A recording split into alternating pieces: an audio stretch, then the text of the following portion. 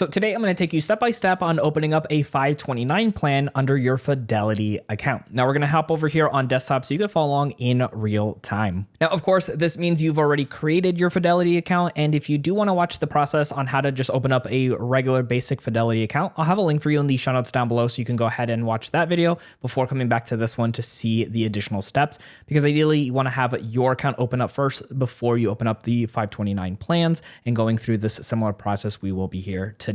Now, everything we do here today is entirely free for you to learn and utilize. So if you want to help support us out to continue to make more free content just like this, make sure you check out the sources in the show notes down below, whether it's with different products that we recommend to help grow your personal finances and then help your kids even get more money into their 529. With all that being said, let's go ahead and kind of break this down.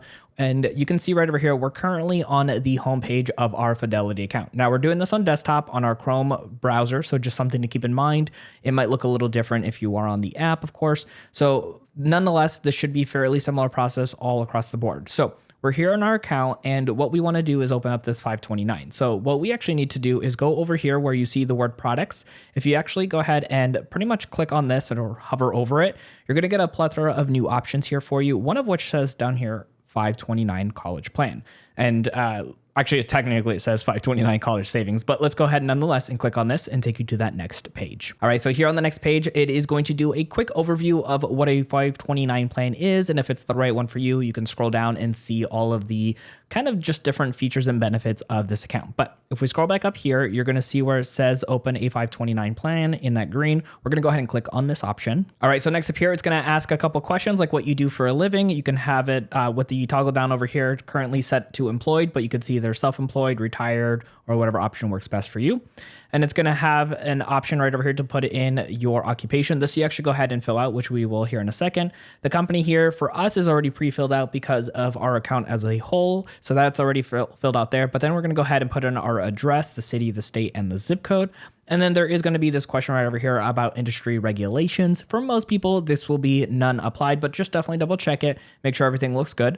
Once everything is filled out, you're going to click on this next button here at the very bottom, which we're going to go ahead and fill out everything you just saw there and click on next, and I'll show you the next set of questions. All right, so next up here, it's going to ask you what type of 529 plan you would like, and you can either choose individual or custodial, and you can click on either one to see the different options. Effectively, the individual account gives you a lot more control over the account overall, and then the custodial will automatically change hands once the person is of age as an adult. So either option you can go with for you. For our example here today, we're going to click on the individual option and click on next. All right, so next up here, it's going to be asking for the information of the beneficiary, which essentially at this point is the child. So it's going to ask for their first, last, and even middle name, as well as their social security number. So this might need to happen a little bit after the case. Sometimes you can actually put in a social security number after the fact, but just something to keep in mind, as well as the date of birth, country of citizenship, and then relation to the beneficiary, which is you, to the person receiving this. And then as far as the address, it should automatically plug in the information you put in the last term. But if it's not the same or if it's incorrect, you can go ahead and put unknown and then change all that information out. Now, once everything here is filled out, we're going to go ahead and click on the next button, and I'll show you the next set of steps. All right, next up here, it's going to ask you to go ahead and choose your 529 plan, and this will be different depending on the state that you are in. And so just something to keep in mind, you're going to see a couple of different options that we might have that you don't see on your screen here for you. There is a section here to help you choose your plan as well. Most of these, you can just look online to see if there are any like restrictions or limitations on some of these. So we're going to go ahead and choose the AZ 529 plan over here and scroll down here and click on the next button, and I'll show you what comes up after. All right, so this next section here is going to be a little bit more detailed information for us here, because this is where you actually choose your investment strategy. You can see here at the top. Now there's two different settings you can go with. You can go with age-based over here, or you can go with custom. Now age-based, just to give you an example, is just going to help kind of curate the account depending on the child's age, be a little bit more aggressive early on, and then as they get closer and closer to their college years, it is going to become a little bit more conservative as far as what it's invested in. So the growth won't be as much, but it'll be a little bit more relatively close to where they might need that funding at that given time. So you can choose one of those if you want to. The Fidelity Funds is a great fund overall, but same thing with the Fidelity Index or the blend as well. Now, the other option over here is the custom option. Now, this is going to be great for somebody who's maybe wanting to be a little bit more focused and involved in the investment and maybe get better returns as a whole, if that is obviously the case for you. You still have the age-based portfolio that you can invest in, but then you also have individual funds as well. And I don't want to get a little too like lost here for us, but you can essentially put a percentage based off of how much you want to put into any of these other types. So you can see here, there's like a total market index, which follows the entire stock market. You could do right over here, which is my personal favorite, the Fidelity 500 index. This is the top 500 companies in the United States. Usually you hear it talk about like the S&P 500.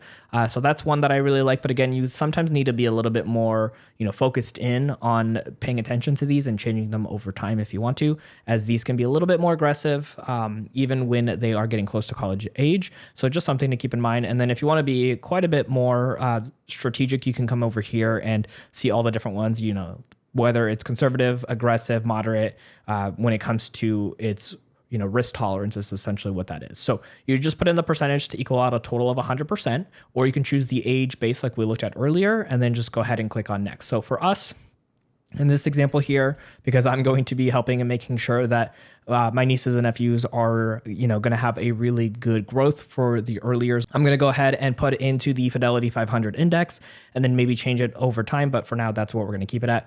Our total is 100%. So let's go ahead and click on next. All right, now this is the fun part. This is a review of everything. We want to make sure all of our I's are dotted and our T's are crossed. It's going to go over everything. There are going to be edit buttons if you need to edit anything. The top part is going to be your personal information. So whether you're the parent, the grandparent, or the aunt and uncle opening up this account, it's going to be your information here.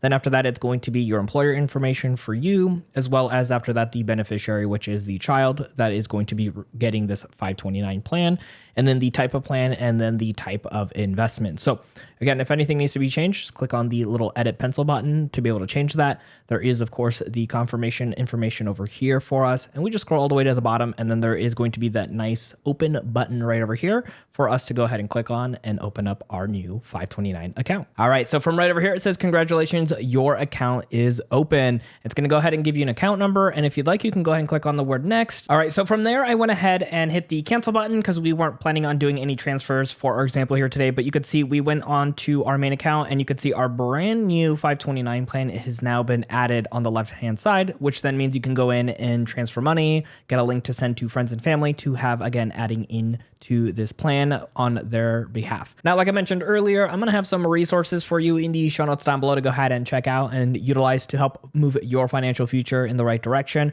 as well as making sure you continue to learn when it comes to utilizing your Fidelity account. And we're going to toss up some more videos right over here on screen for you to keep on learning.